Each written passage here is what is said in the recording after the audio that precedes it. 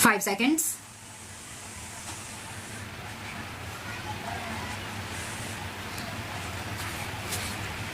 Honorable Speaker Sir, a National Digital Library for children and adolescents will be set up for facilitating availability of quality books across geographies, languages and levels and device easy accessibility.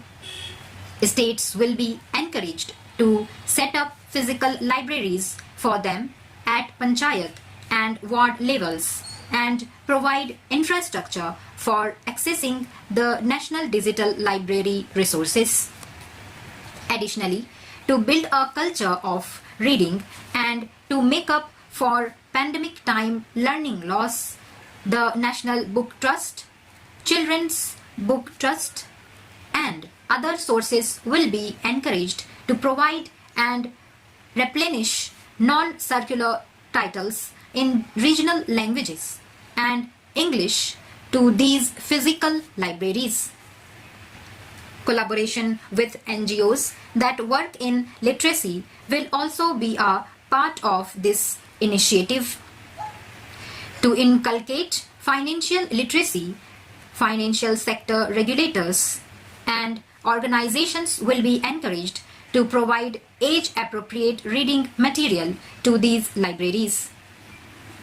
Prime Minister Vajpayee's government had formed the Ministry of Tribal Affairs and the Department of Development of Northeastern Region to provide a sharper focus to the objective of reaching the last mile. Our government has formed the Ministries of Ayush, Fisheries, Animal Husbandry and Dairying, Skill Development, Jal Shakti and Corporation. Building on the success of the Aspirational Districts program, the government has recently launched the Aspirational Blocks program covering 500 blocks for saturation of essential government services across multiple domains such as health, nutrition, education, agriculture, water resources, financial inclusion, skill development, and basic infrastructure. To improve socio-economic conditions of the particularly vulnerable tribal groups, Pradhan Mantri Development Mission will be launched.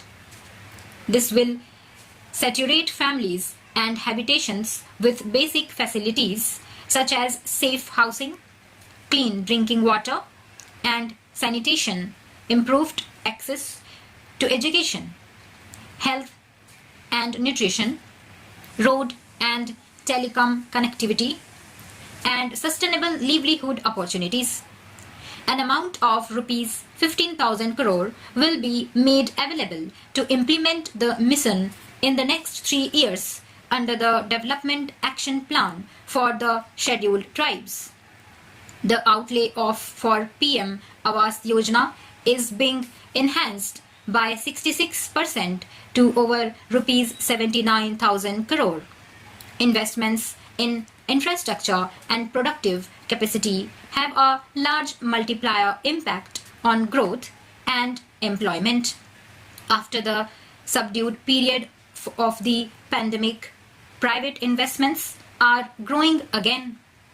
The budget takes the lead once again to ramp up the virtuous cycle of investment and job creation.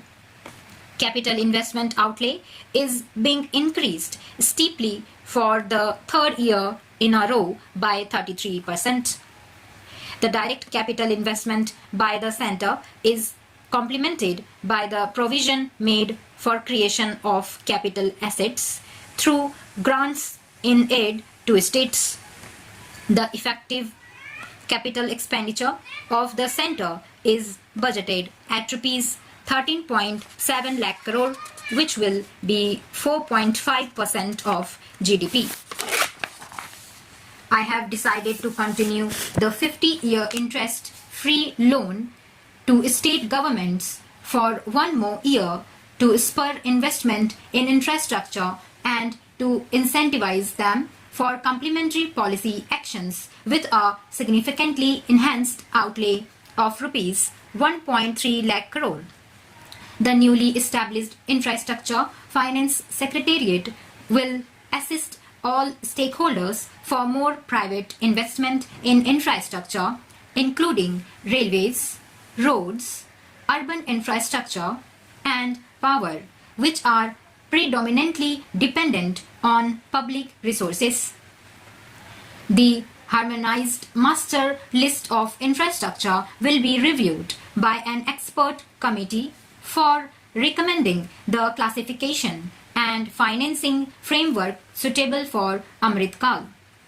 A capital outlay of rupees 2.40 lakh crore has been provided for the railways. This highest ever outlay is about 9 times the outlay made in 2013-14. 100 critical transport infrastructure projects for last and first mile connectivity for ports, coal, steel, fertilizer, and food grain sectors have been identified. They will be taken up on priority with investment of rupees 75,000 crore, including rupees 15,000 crore from private sources. 50 additional airports, helicopters, water aerodromes, and advanced landing grounds will be revived for improving regional air connectivity. States and cities will be encouraged to undertake urban planning reforms and actions to transform our cities into sustainable cities of tomorrow. This means efficient use of land resources, adequate resources for urban infrastructure, transit-oriented development, enhanced availability and affordability of urban land and opportunities for all. Through property tax governance, reforms and ring fencing user charges on urban infrastructure, cities will be incentivized to improve their credit worthiness for municipal bonds. Like the RIDF, an urban infrastructure development fund will be established through use of priority sector lending shortfall. This will be managed by the National Housing Bank and will be used by public agencies to create urban infrastructure in Tier 2 and Tier 3 cities.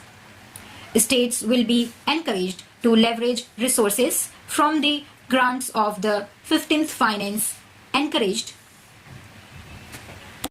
Commission as well as existing schemes to adopt appropriate user charges while accessing the UIDF. We expect to make available rupees 10,000 crore per annum for this purpose. All cities and towns will be enabled for 100% mechanical dislodging of septic tanks and sewers to transition from manhole to machine hole mode. Enhanced focus will be provided for scientific management of dry and wet waste stock.